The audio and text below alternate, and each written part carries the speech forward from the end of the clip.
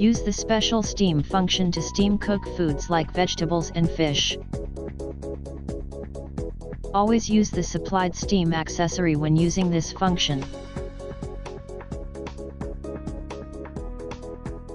To use steam accessory, first, fill water in the bowl up to the desired water level marker.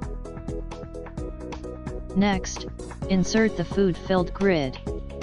Close the lid and put the steam accessory in the oven.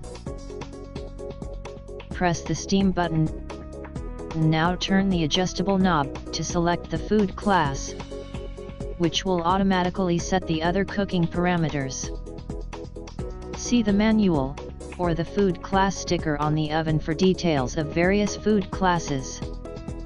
Next, wait for the oven to measure weight of the food, and then press the knob button to start the function.